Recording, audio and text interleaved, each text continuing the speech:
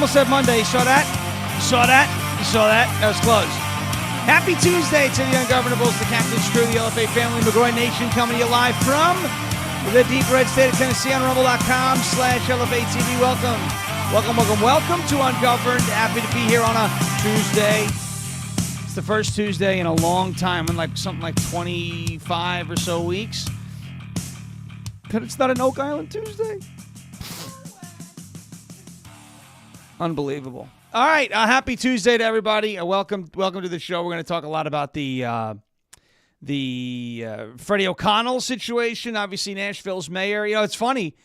I've mentioned, and I've done this several times. It's funny, and this kind of goes into, what I'm going to kind of start with, because it's not what I want to spend the whole show on, but I have to say something about it because it's been eating at me all weekend, and I think there are going to be some people that don't necessarily like it, but I'm going to do it anyway because I'm going to call balls and strikes. First of all, it's weird when you don't live, and I'm speaking from experience, like when you don't live in a place and you hear about a place, you get a different feeling about what that place is like. So, for instance, I'm from New York. I live in Tennessee now. When I lived in New York and I heard Nashville, Tennessee, it's the country music capital of the world. It's Music City. It's in a state like Tennessee, a Republican stronghold like Tennessee, which I understand hasn't always been a Republican stronghold. Al Gore was from this state, but and just like you can say about any state, but really, we could do better here. We can, and we're trying. But I didn't realize this until I'd heard it. Some fact somewhere that, did you know, the city of Nashville, Tennessee, has had a Democrat mayor since the end of the Civil War. And I thought the first time I heard that, I thought that was crazy.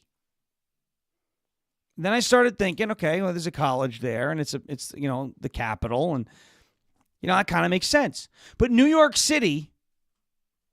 And Nashville is way safer than New York City, but New York City has had more Republican mayors since the end of the Civil War than Nashville has. It's kind of crazy, right? You think there's no way, but yeah, it's true. It's wild, right? And this kind of goes into where I want to go now, and I don't want to be very harsh about it, but I also want to be blunt. It's time that people start speaking out against these endorsements, folks. These Trump endorsements have been an absolute disgrace. I'm sorry. I feel like, I'll tell you what, I feel like I've been kicked in the balls by these endorsements. I feel like I've been spit in the face and kicked in the nuts. And I don't know if I'm alone. I don't know if you guys, if you think there's another angle to it. There's a lot of people with different theories. I feel like I've been kicked in the nuts by these endorsements. Lindsey Graham, Mike Lawler, gubernatorial candidates in New Jersey like Jack Ciattarelli who hate Donald Trump, Shelley Capito in West Virginia, Andrew Garbarino in New York. I feel like I've been kicked in the nuts. We don't like the nuts? Fine. I feel like I've been kicked in the teeth. I feel like we've been slapped in the face, and I'm tired of people running cover for it. I really am. I was told that when Donald Trump endorsed Lindsey Graham that he would have Graham's vote in the Senate. That's the reason why he did it. Okay, I get it. Transactional. No worries. Now we're hearing that Lindsey Graham may not be in favor of the budget bill, which is not a perfect bill, which we told you was not going to be a perfect bill. And I'm fine with the changes the Senate wants to make. The Senate actually wants to cut spending even more. Fine. Doesn't want to vote for Doge cuts. This is Lindsey Graham, by the way, okay? Garbarino literally just fell asleep and missed a vote on the budget bill in the House, and 3 days later he gets the endorsement of the President of the United States? Something's got to stop here, because this is, look, my perspective. I love the Trump presidency. I love the Trump agenda. His endorsements, going back to his first term, have been just putrid. Fine. Whatever. I can get over it until a point where we're sitting here and we come on this show. LFA TV is trying to rally the troops every single day. We're talking about trying to weed out the rhinos. And then we have Donald Trump, who campaigned on not being a career politician, endorsing career politicians. And I don't know what to do. I really don't know what to do. And I got a lot of this. This is one thing I got a lot of yesterday on X. I don't expect everyone to know my life story. It's fine. But I got this on X yesterday, and this is how it ties into Nashville, Tennessee. You don't know about a place until you've really either lived there or looked it up, right? So I got a lot of people yesterday on X when I posted a lot about it because I'm upset about it. I'm very upset about it. And I'm not one of these people who's just going to roll over and just keep kissing ass when the ass isn't worth kissing, right? So I posted this about Garbarino, and they're like, well, what do you expect in New York? Folks, he's a congressman. He's not a senator. That means he's not running a statewide race. And his district, New York 2, is not a swing district. It is an R plus 20. Okay? Let me tell you what Trump did here in this endorsement of Andrew Garbarino. And this is the first time I'm saying it, and I'm going to get blowback, and it's okay. For everyone who wants to talk about how elections are rigged, that man just rigged the primary against any challenger that arises in New York, too. It's unfortunate to say it, but that's exactly what just happened. Who in their right mind from a grassroots background, who wants to unseat this entrenched establishment rhino like Andrew Garbarino, who only has his job because of his father, who in their right mind is gonna not just be able to raise enough money and put forth the campaign that can defeat that machine, but who is going to, in their right mind, run on a MAGA platform and run against a guy who was quote unquote endorsed by Donald Trump. He just made challenging an establishment candidate in New York on Long Island in an R plus 20 district where that type of upgrade is possible. If it was a swing district, I would agree with a lot of people. Hey, you got to take what you can get. Who in their right mind is going to do it? Running against the president's endorsement. Donald Trump just rigged the New York 2 congressional primary in favor of an establishment candidate. I'm sorry. It's a hard pill to swallow. Something's got to change. I love the guy. I do. And I am not taking one step back from supporting his agenda. I'm not taking one step back of supporting MAGA. I'm not taking one step back when it comes to defending him against fake news and hoaxes from the left. That's not what's happening. But ladies and gentlemen, these endorsements have got to stop. This is a problem. This is a huge problem. Nothing changes, folks. Nothing at all changes if these people keep getting reelected, and we know it. And as far as I know, and I'm not saying only, but one of the only people to be this outspoken about it is yours truly, and I take pride in that.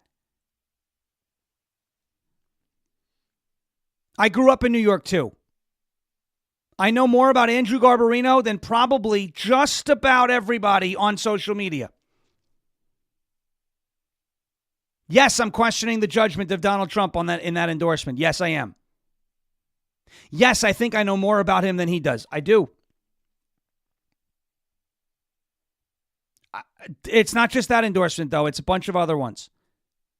And I posed this question on X yesterday and got over 2,000 replies. Okay? And I would say probably 99% of them were hell no, or F no, or are you kidding me? How would you react if, and I hope it doesn't happen, if Donald Trump endorsed Ken Paxton? I'm sorry, if Donald Trump endorsed John Cornyn over Ken Paxton in the Senate primary in Texas, because I wouldn't be surprised. I hope it doesn't happen. But that's how bad it's getting. So this is either one of two things or a mixture of both. One, the endorsements are for sale, which is not an abnormality in politics. It's not an aberration. It's not an anomaly. Or two, somebody is giving this man awful advice. I know we want to keep the majority going into the midterms. I get it. I get it. But in these, at least in these safe districts. You want to endorse Garbarino after he wins the primary? I don't have a problem with it. I really don't. At that point, the process is played out. You stayed out of it. Now you're endorsing the Republican to rally forces behind the Republican and save the majority. That, to me, is a good strategic play. In these safe districts, R plus 20. Okay, in 2022, Garbarino won by 20 and a half points. In 2024, he won by 19 and a half points. All right, so it's not like he's bleeding support in the general election. That district will go Republican if a mailbox ran as a Republican candidate, and a mailbox with an R next to its name would be an upgrade over that guy. He fell asleep. Oh, give him a break. He worked an all-nighter. He's 40 years old. 6 years older than me. I would hope that I'm not just while working. I take naps, but I'm not just while working. I'm just the one job you're sent to Congress to do, and you sleep through it. But it's okay because he got endorsed.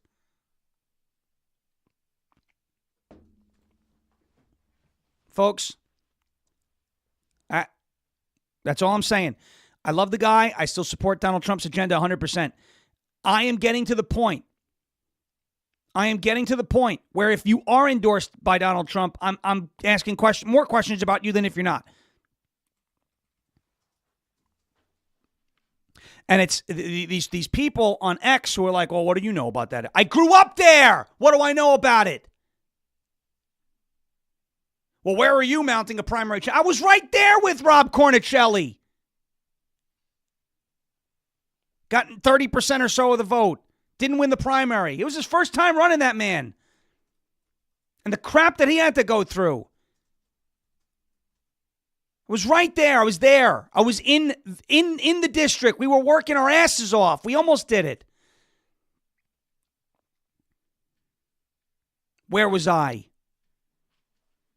I was right there. I know about that place. I grew up there. I know the corruption that goes on in Suffolk County. And the only reason that man has a job is because his father has a lot of money and a lot of influence. That's it. He's a Nepo baby.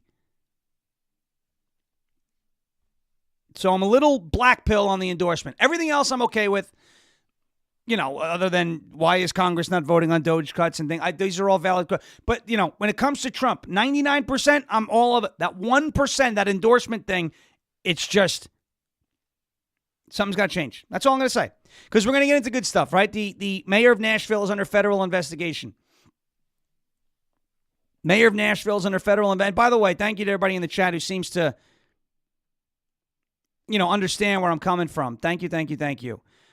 Because, you know, look, unfortunately these days it takes a lot, right? Because the way it's gotten is everything is so tribal, right? Where if you come out in favor of, or if you come out against something that Trump likes, you're accused of all sorts of, oh, you're paid opposition, you're controlled, you're this, you're that. Enough. It's called I Think for Myself. Love the guy. I still support the guy. I want to keep the majority in 2026. You know, I've been screaming about that since the day after we won the 2024 election. But there's got to be more of us that at least start speaking up about the quality of the people he's endorsing. That's it. All right. The mayor of Nashville is under federal investigation for aiding and abetting. Illegal aliens. How about it? Aiding and abetting illegal aliens. Andy Ogles had a press conference yesterday at the state capitol, inside the state capitol. Our buddy Ramon Hamer was outside. Think responsibly. Was outside interacting with these protesters. Go follow him on Instagram at Hamer Thinks, HamerThinks. He's got videos up there. It's good stuff. Brendan and I watched his Instagram live. He was tracked down by the hound dog. Yeah, so that was interesting. But Andy Ogles had a press conference. We play a clip from that. We'll get to why the mayor of Nashville is under federal investigation, and is he going to be held accountable? I hope so. We got updates out of the FBI. Donald Trump with a fantastic idea regarding Harvard and trade schools. We'll touch on this story from ABC, And the Democrats with a silly, well, not a silly idea. It's a good idea, but it's going to fail ahead of the 2026 midterms. Before we get to all that, I want to get to a word from our friends at OFP Farms. It's OFPfarms.com, OFPfarms.com. Folks, hold on to your hats. We got big news coming from the farm. It is a store-wide clearance extravaganza at OFP. It's Oscar Foxtrot Papa, or as it stands for in reality, Old-Fashioned Polly. OFPfarms.com. The soaps are going for a mere $3 and $6. That's right. You can get this soap for a mere $3 or $6 right here. It's the Revolution soap, and smells like a revolution. If you stink, you need a revolution. Wash off the old stinky and put on the nice Revolution soap. You got to love it. Soaps are going for a mere $3 and $6. Fancy glass lotion bottles are riding off into the sunset. The farm is gearing up for a short staycation, and the website is getting a makeover. So make sure to get that order in while you can. Remember, it's over at OFPfarms.com. OFP, Oscar Foxtrot Papa Farms.com. Take a look at your screen. If you're unsure of the spelling, it's right there. This is your golden opportunity to stockpile your favorite lip balms, soaps, lotions, and magnesium products before they vanish forever. That's right. Go to OFPfarms.com. 15% off with the code Sean that you see on your screen on top of any clearance extravaganza discounts. OFPfarms.com, promo code Sean, OFPfarms.com, promo code SHAWN. Let me go check in over on X here. And some folks are saying, I just want to address this comment, as I see this comment a lot. And I said, I know there's different angles. And listen, you're free to have an opinion. I don't think it's logical. Maybe he's endorsing people to expose them or to look people up no.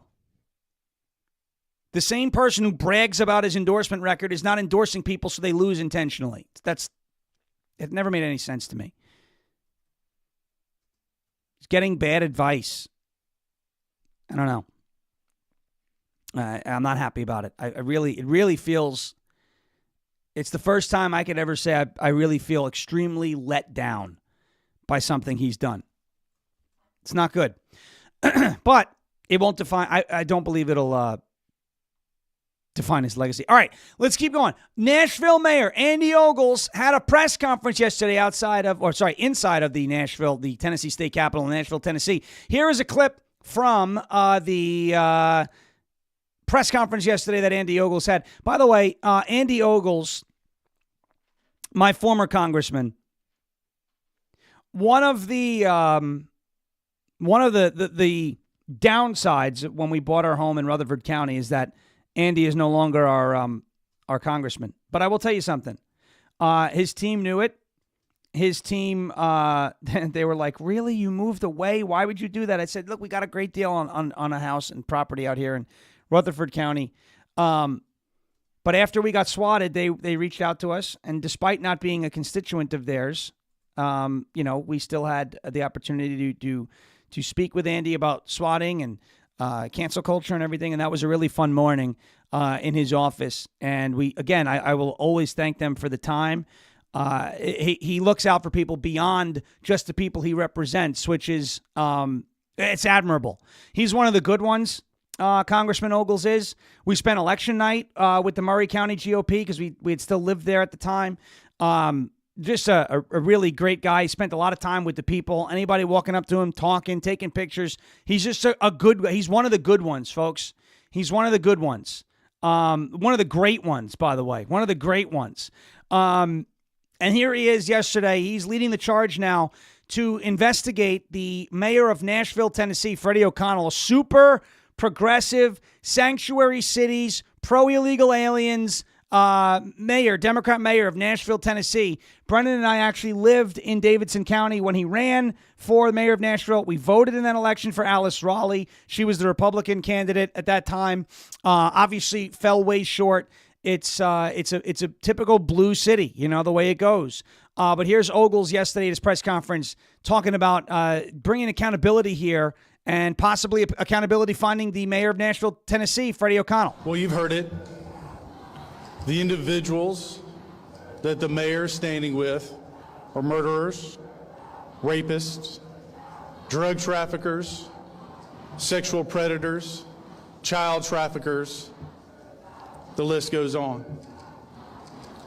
Which is why I will always stand on the rule of law and with ICE. And I don't just stand with ICE, I'll stand in front of ICE. Because we, the people, have had enough. I choose my community, my state, and my family over this type of nonsense.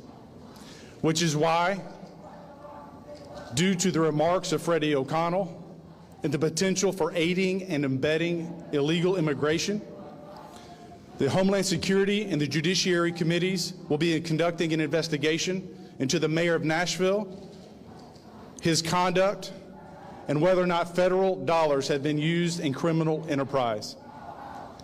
I will not back down. I will not relent. And I will always stand with law enforcement. I want my community and I want my country back. This is Andy Ogles. Thank you for being here. I don't know if I've ever seen Andy Ogles that angry. Just a look on his face. He's not happy.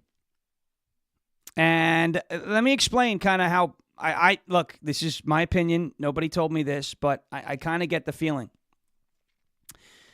Andy Ogles was the mayor of Murray County before he ran for Congress. Murray County seated in Columbia, Tennessee. And one of the things that we heard about, Andy Ogles, we moved to Murray County and we said, our congressman is Andy Ogles. What do you guys know about him? And they said, he's amazing. And he was so good as the mayor of Murray County. Let me tell you something. We hear about Ron DeSantis, right, during COVID. We hear about Kristi Noem because they're state level governors, right? Well, this guy, Ogles, is right up there with him.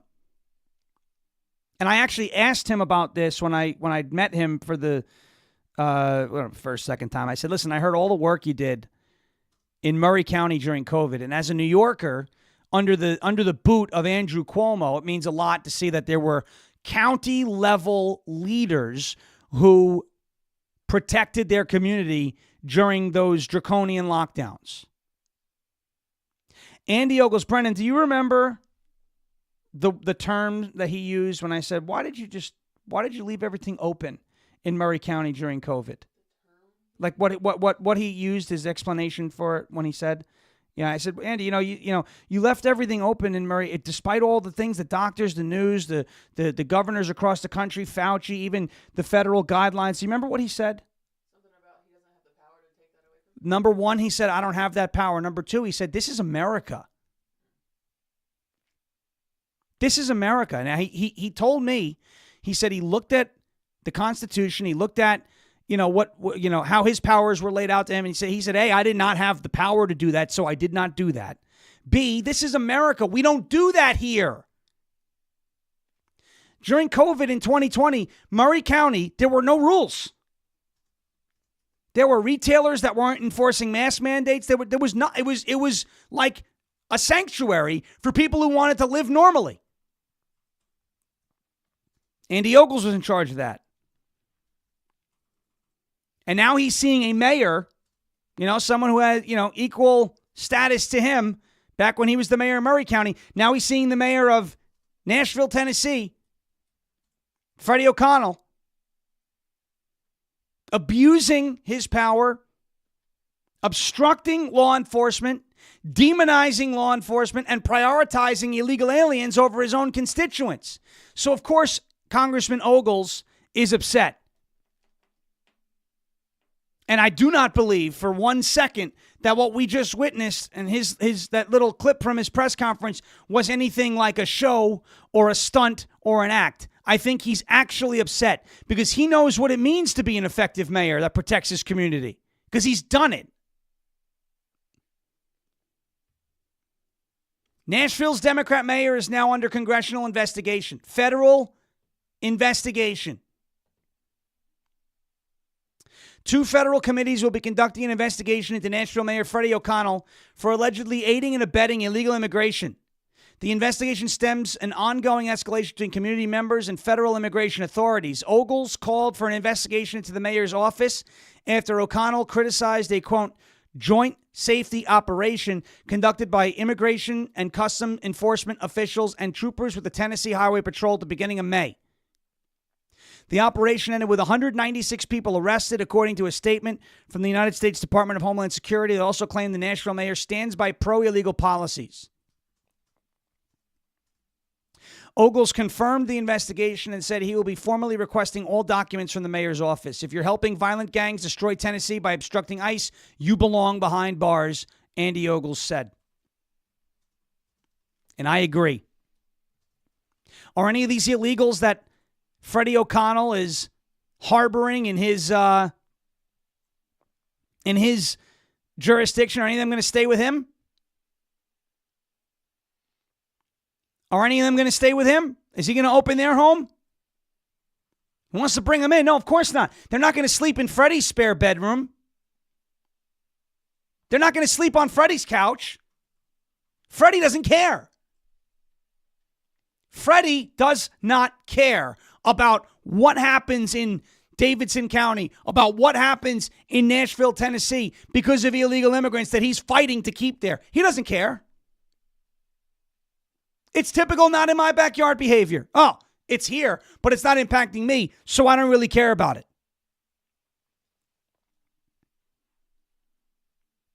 I want that man arrested. Do I think it's going to happen? Probably not. Now it's time for Tom Homan. Love him. He's been one of the best elements of the Trump cabinet. Now it's time for Tom Homan. Borders are. Look, he doesn't have arresting authority, but he's got influence, especially on the topic of illegal aliens. Homan talked about if you're a federal official and you're obstructing ICE, we're going to put you in jail. It's time to do it. Right? It's time to do it. I like Tom Homan a lot. And I'm not saying he's not going to try. I'm saying I want to see that attempt made. I want to see a full-throated, genuine attempt made to put Freddie O'Connell behind bars or threaten him with jail time to make him back down, to let ICE, Tennessee Highway Patrol, and law enforcement do their jobs to keep this place safe. Nashville does not need to turn into another New York City. Nashville does not need to turn into Chicago. Nashville does not need to turn into Atlanta. There's a homeless problem that's getting out of control there. There's an illegal alien problem that's getting out of control there. I mean, in the 2.5 years that we've lived in Tennessee, that place has transformed from, into something worse than when we moved here very quickly. It's why we got out. I'm not saying it's not a safe place to go. I'm not saying it's as bad as New York City, because it's not. It's not. But it'll get there if this is allowed to run unchecked. So I commend Andy Ogles, not just on this, but on many things that he's doing in Congress. The only thing I don't love is that constitutional amendment he's proposing to give presidents a chance to run for a third term if they're not elected to consecutive term, which I don't know. I don't like that. I like term limits. But that's okay. That's all right. I think Andy Ogles is one of the best in the House of Representatives right now, and I do see higher office for him at some point in time in his future. He's still very young. Obviously, you see he's passionate about what he's doing here. He said he wants his state, he wants his cities, he wants his communities, and he wants his country back, and so do we. It's time to push for these state level, county level, whatever officials that are obstructing ICE. It is time to make a full-throated push for jail time for these people. Jail time. Serious consequences that will deter other people from doing it. Enough is enough. All right. I want to get into something the FBI is doing in a minute. But before we do that, I want to get to a word from the LFA TV store. It's obviously over at LFATV.us. LFATV.us, Lima Foxtrot Alpha Tango Victor Uniform Sierra. You see it on your screen. It's the LFA TV store right here on LFATV.us. Click on the store tab. Scroll down. Click on the Visit the Store button. Off to the right-hand side, you'll see everything that there is to offer at the LFA TV store. You know, Father's Day is right around the corner. You've got Rise Up Coffee right there, dead center of your screen, you've got, that's a good gift for Dad, right? Wouldn't you say? That's a good gift for Dad. Rise Up Coffee. Let him have some of that strong. Was that from, is that Sumatra? Dark roast. Yes, Sumatra Gold. Yeah, Sumatra coffee is and that'll make you get ready to go. You got tank tops, you got t-shirts, ball caps, all sorts of great stuff here at the LFA TV store. LFATV.us. LFATV.us. Look at this mug, by the way. You know, if you're going to get your father a Rise Up coffee, you might as well get this mug also. You know, with all the iconic pictures on it, right? It's a cool mug to get it. So LFATV.us, click on the store tab, or jeremyherald.com/store, and you will see everything there is to offer at the LFA TV store. LFA TV store, LFA TV store. Look at that. Jeremy says we're getting our resupply today of Rise Up coffee. You can order it tonight in time for Father's Day. And I would say put it with that mug. It's a good gift. You wake up, you see the foremost iconic photos in American presidential history. The mugshot, the fight picture, McDonald's, the garbage truck. You got Rise Up coffee to put in the mug. It's amazing. LFATV.us or jeremyherald.com/store. All right, the FBI is reopening an investigation, which, you know, I saw people calling for it last week. What about the pipe bomber? What about the cocaine? What about, you know, this? What about that? Now there's an investigation. Well, how come we don't have arrests yet? Well, because we don't have an investigation yet. Baby steps, okay? The FBI is reopening up the investigation into the White House cocaine, which means, you know, Hunter probably going to get back on the run. The Dobbs SCOTUS leak, remember that? The Supreme Court leaker? We found out that Roe versus Wade was going to be overturned like 3 weeks or 4 weeks before the decision actually came out. That's illegal. That's criminal. Never got the identification of that leaker, right? Never got the identification of that leaker. Or the identity, of that leaker. And the J6 pipe bomber. The J6 pipe bomber, they went after everybody related to J6 except the pipe bomber. Right? I mean, they even pretended to go after Ray Epps. They gave him a lighter sentence. I don't know why. Maybe he's a Fed. I don't know. I don't know. I can't answer that question. But the FBI is now reopening investigations into, look, this White House cocaine scandal. It's like everyone forgot about it. I forgot about it until they talked about it again. They'll be revisiting 3 cases that have gotten public attention over the last several years in government, including the January 6th pipe bombs, which is a big deal. Okay? That's a very big deal. There's no reason why they should have been pursuing hotly Grandma, who went into the Capitol, stayed in the velvet ropes and said a prayer, and not pursued this pipe bomber. Unless, was the pipe bomb, as it's been speculated, was that plan B if there was no, riot that was incited at the Capitol? Very well could have been. The cocaine incident and the SCOTUS leaker. The decision to look back into the cases of potential public corruption was announced by FBI Deputy Director Dan Bongino, who posted on X about the work to be undertaken by the agency. He said, "Thank you for following this account and allowing us to update you about what we're doing at your FBI." Bongino's full statement. "The director and I will have most of our incoming reform teams in place by next week. The hiring process can take a little bit of time, but we're approaching that finish line. This will help us both in doubling down on our reform agenda." Shortly after swearing in, the director and I evaluated a number of cases of potential public corruption that understandably had garnered public interest. We made the decision to either reopen or push additional resources and investigative attention to these cases. These cases are the D.C. pipe bombing investigation, which, as you know, if you're a Bongino listener, he took incredible interest in on his podcast, even when that story was largely not being talked about by anybody else. The cocaine discovery at the prior administration's White House, which, as a Secret Service agent, former Secret Service agent, Bongino again took very, very, he took a lot of time to talk about that on his show. And the League of the Supreme Court, Roe versus Wade, Dobbs decision. I received requested briefings on these cases weekly, and we are making progress. If you have any investigative tips on these matters that may assist us, then please contact the FBI.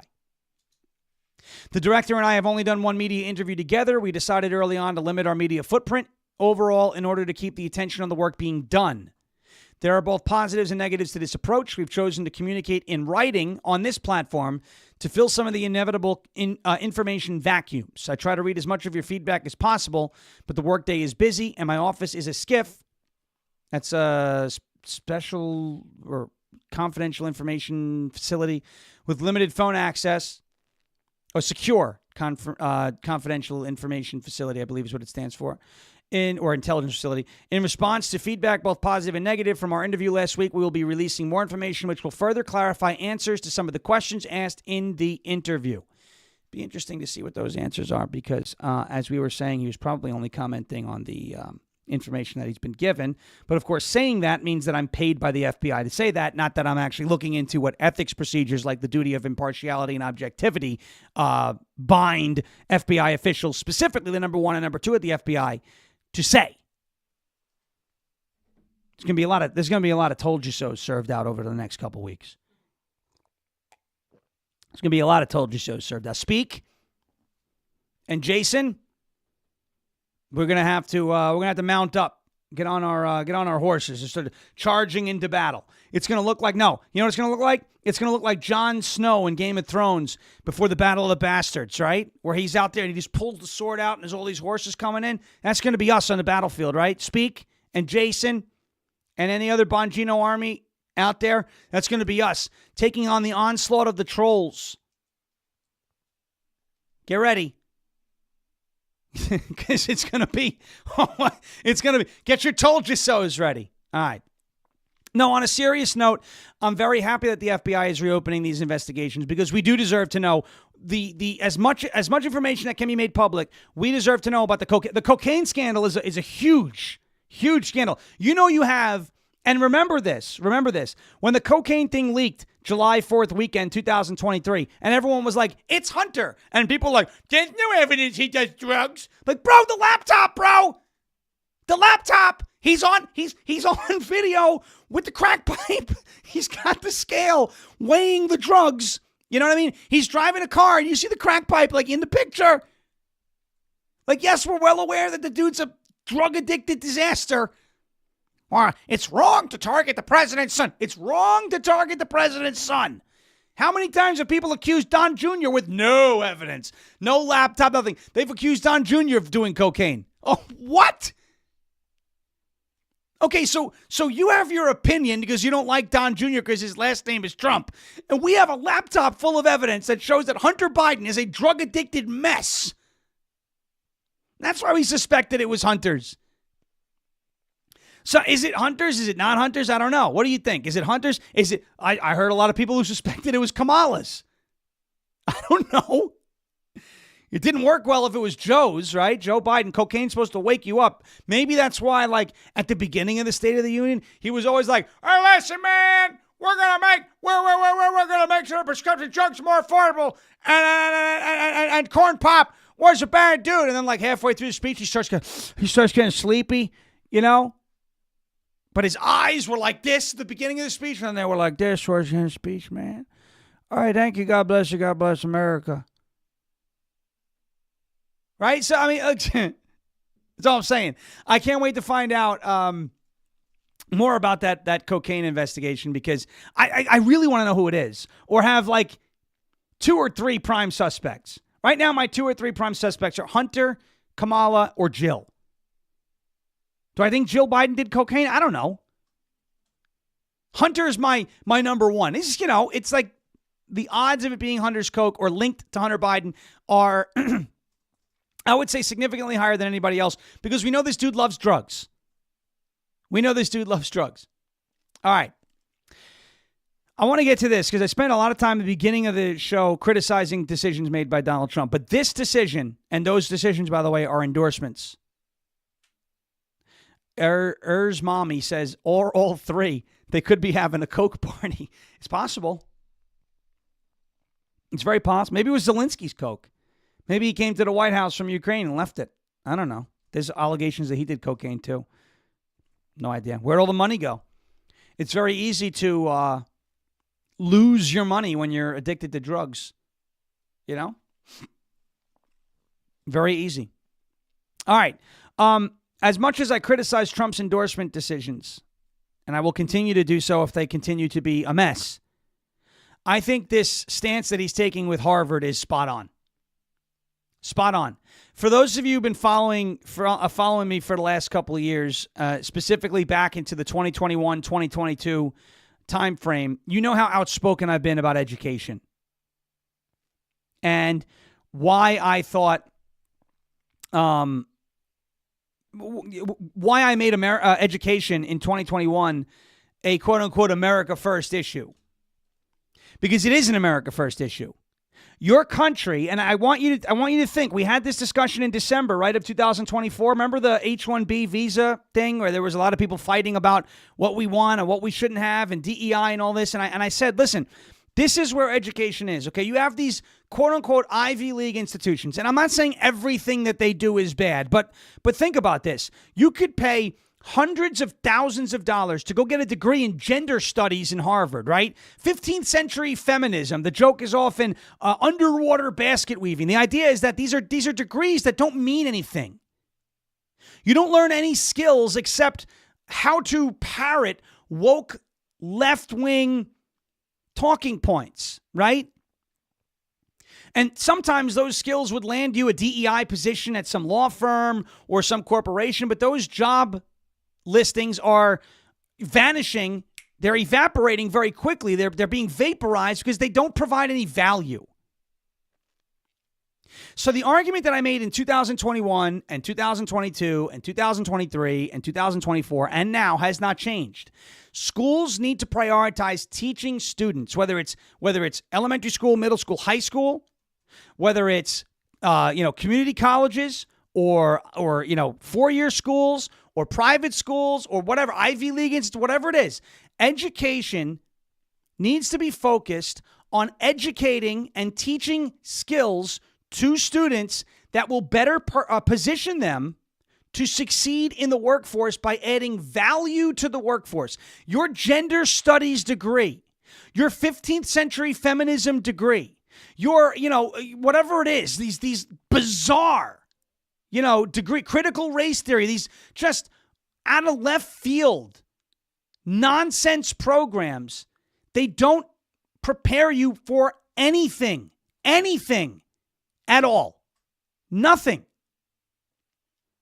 Donald Trump now is considering, and I think this is a very great, a massive development.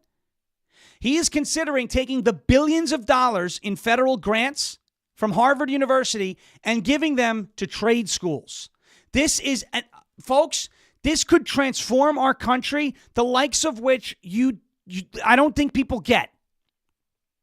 When you go to a trade school, and I worked at one for a short period of time, but when you go to a trade school, the trades meaning, work you either do with your hands, whether it's, being an auto mechanic, being an architect, right? A steam fitter, construction, whatever the trade may be. It's a skill that you learn. When you have that skill, right? Let's take it this way. Let's put the auto mechanics, right? Even IT, I would consider IT a trade. Why? Everything's connected. When you have a problem with your internet, and especially if you're running a business, you need these IT. They're like digital plumbers, essentially, IT. It's what it is, right? Running the wires or these connections or whatever it might be. Routing, they're like virtual plumbers, right? When you have that skill, right? Because let's put it like AI is never going to, maybe I don't want to say never. Maybe you'll have robots that can, but auto mechanics, HVAC technicians, etc. Those are people with skills that other people are going to need, right? Painting is another good one. I used to sell paint, and I used to look at these guys who are working their asses off, but you know what I knew? They'll always have a job because there's always going to be somebody who needs their house painted, right? And you could either be like Brennan and myself and paint the whole house yourself, which is a chore and a half, or you could hire somebody to paint your home. We had the luxury of a schedule that allowed us to do it ourselves. If we didn't have that schedule, we were going to have to hire somebody to come in here and pay them however much it was going to be to repaint everything in the house. Trim, walls, etc. Right? When you have those skills that other people need, it means you will always have a job. always have a job. You will always be attractive to somebody to provide your skill to them in order to complete a service or solve a problem, right? If your air conditioning breaks, you're calling an HVAC company or an HVAC tech to come fix your air conditioning unless you know how to do it yourself. And if you know how to do it yourself, if you're working in some law firm and you get fired, you could always fall back on the fact that you have a skill that you can use to provide value to other people, meaning you can always find employment. I look at a guy like Misfit, right? Who he does bathrooms, okay? Construction, laying tile, remodeling, etc. That man is always going to have a job, always. It may be slow at sometimes of the year, right? But he's got a skill that other people will inevitably need at some point. Your gender studies degree is never going to be requested by anybody. That's not something that's going to be in demand over the course of the next 10, 20, 30 years. People are going to laugh at you. What'd you go to school for? Oh, I went to Harvard. What'd you major in? Gender studies. Oh, that's great. If I'm running a sales team and I see somebody sitting in front of me on their resume, it says gender studies. I got my degree at Harvard. Oh, that's impressive. What'd you go for? Gender studies. Okay, how's that going to help you provide value? How's that going to help you sell me, the example, sell me this pen? Well, this pen was made by a woman in the 15th century, and she was cast on as somebody who shouldn't be doing that. Get out of my face. Get out of my face. What skills do you have? And so Donald Trump's idea here to prioritize schools that are teaching real skills, this right here has the potential to be incredibly transformative in this country. If these trade schools get more funding and it helps them stay afloat and it helps them expand and it helps them provide even more learning opportunities to people who want to learn these trades. Perhaps it makes going to a trade school a little more affordable. You will see more people, specifically young men, it's not limited to them, but specifically young men, going into these schools, right? It's more affordable. They're learning something that actually matters. They understand that when they get out of college, they can get an apprenticeship somewhere immediately, right? Less debt, immediately start making a lot of money. I know people who went to these trade schools, got out of these trade schools, and like this, they were making $90,000 a year because of the business they were in. That's not to say it's easy work. It's not easy work. That's why a lot of people don't do it. But it's good work, and you're always going to have work, right? I mean, we said the same thing, learn to code, right? Was the whole thing, learn to code, because that's where everything's going. Well, now I would suggest if you're one of these people who wants to learn to code, by all means, learn to code, but also learn to code with AI, because AI is going to help you with this coding. It'll help you be more efficient. You could take on more projects if you know how to use, Cursor or ChatGPT or Grok to help you with coding. You got to evolve. But gender studies, there's no evolution there. You're not going to be able to use that. You're not going to be able to use that in the future. So I say absolutely take this money away from Harvard, which is not, again, I want to be very clear. Not everything in Harvard is bad. I'm not saying everything in Harvard is bad. I'm not saying everything in Yale is bad. I'm not saying everything at these Ivy League schools are bad. I'm not saying they're all bad. But as long as they're offering these ridiculous programs and prioritizing left-wing indoctrination, from the river to the sea, all this crap, let's take the money from them and give them to schools, institutes, whatever, that are teaching skills that will actually make it more attractive to hire American students. How about this? The fact that you get a lot of H-1B in here that are undercutting what an American worker would demand for their jobs. Well, part of that is because there's just more talent overseas. Because our youth, our students in our country are going to these liberal arts colleges and coming out with their fist in the air chanting Free Palestine, while you have these kids from India who are coming here on visas, going through their trade schools, passing and getting those jobs and getting them at a lower wage because of their H-1B status. I'm not saying it's right. I'm saying that's what's happening. If we make it more attractive for American students to attend trade schools, right? And we make these trade schools more attractive, And we better equip these trade schools to reach more people, to educate more people, to have more classes, to hire more staff. Then you will see more American-made tradesmen and tradeswomen and people who can do these things, who can work in these fields. You will be putting your own country back to work. And you will be equipping students, young men and young women, respectively, with skills that are actually useful and sellable to other people. So that if they go and get this executive role in a corporation one day and something falls through, they can fall back on that skill that they can go ahead and use to provide to other people who need it.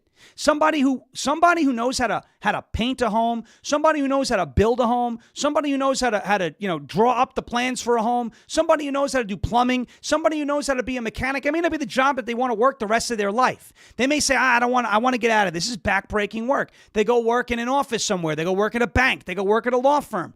Maybe something falls through. They know, they have the peace of mind that if something were to fall through, they still have their skill.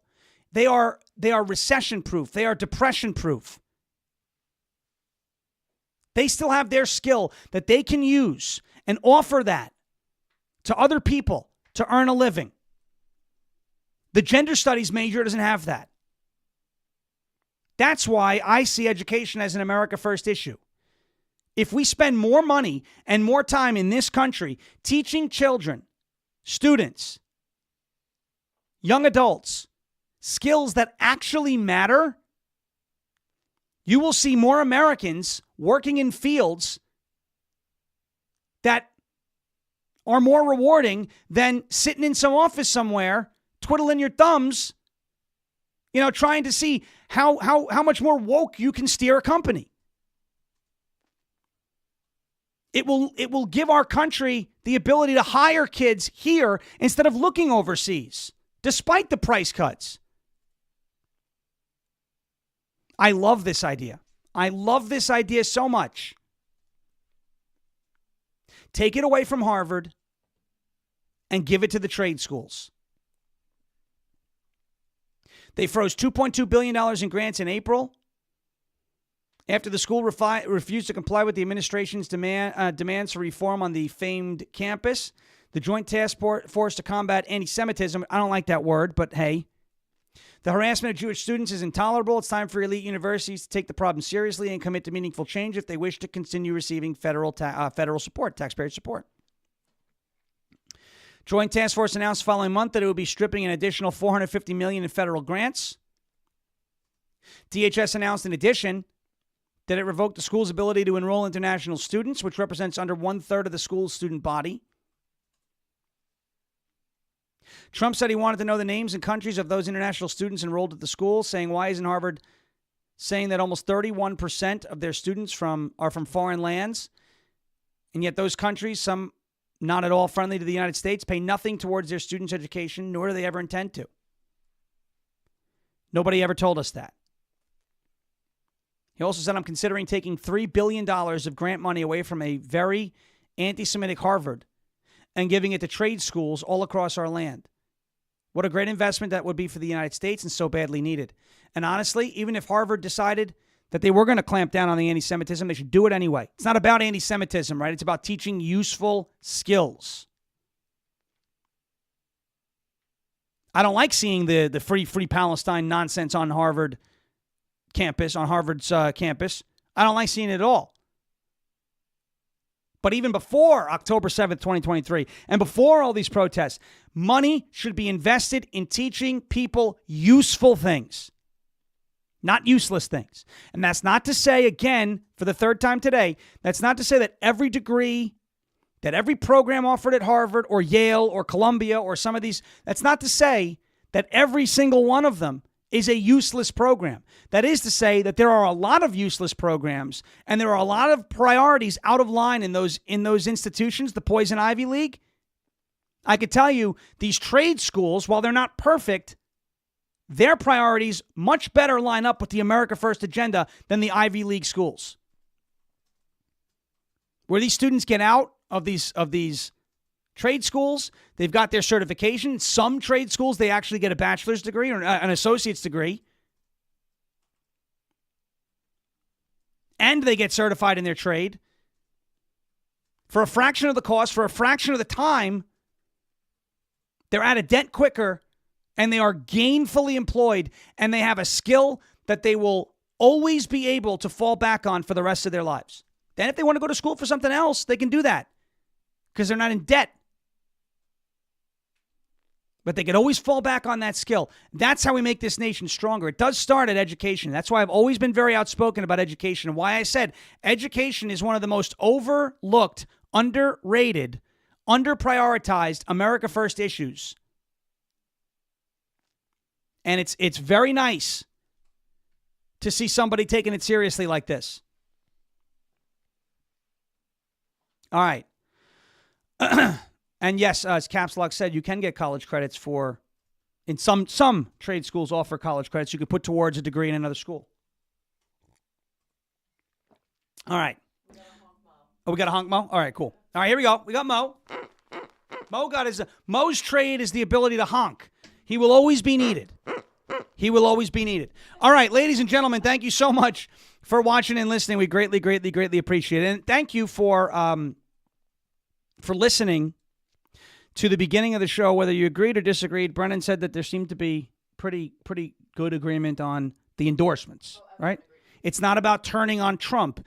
It's about, honestly, criticizing those endorsements. It's almost like we're protecting the legacy that way, right? That's the one thing, right? And listen, I've been wrong before. A lot of us were wrong about Rubio. So far, it's been 5 months. Got a long way to go. That's the one thing that has stuck with me since this first term. It's back in the second term. These endorsements have been not so good. But with that said, the majority of what Donald Trump is doing, overwhelming majority, are great things. That happens to not be so great. It's time to speak out about it. I'm tired of getting kicked in the teeth with it. So thank you for listening to that. Greatly appreciate your support. As always, you can find us anywhere you get your podcast by going to any podcasting platform. Search for Ungoverned, hit subscribe, leave us a review. Helps us reach new people there. Make sure that if you're watching on Rumble, you're following us, rumble.com/LFA TV. Please make sure you make a Rumble account because you don't want to miss anything that's on this network. And you get the notifications that the stream goes live early in the morning, goes all the way to 8 o'clock at night. You don't get a constant stream of, current events, news-based, truth-based programming anywhere else on the internet from one particular entity. So please make sure that you're following us, rumble.com/LFA TV. Please make a Rumble account. Hit that thumbs up button for us. Jeremy Harrell coming up next with Live for America for the next 2 hours. As President Trump says, we will never give up, we will never give in, and we will never, ever surrender. And if all else fails, we will just become ungovernable. Thank you. God bless you. God bless this one nation under God, indivisible, with liberty and justice for all. Have a great rest of your Tuesday. We will see you back here tomorrow, same time, same place, rumble.com/LFA TV at 10 a.m. Eastern Time. Until then, in the words of John Fetterman, good night, everybody. Bang gavel. We'll see you tomorrow morning.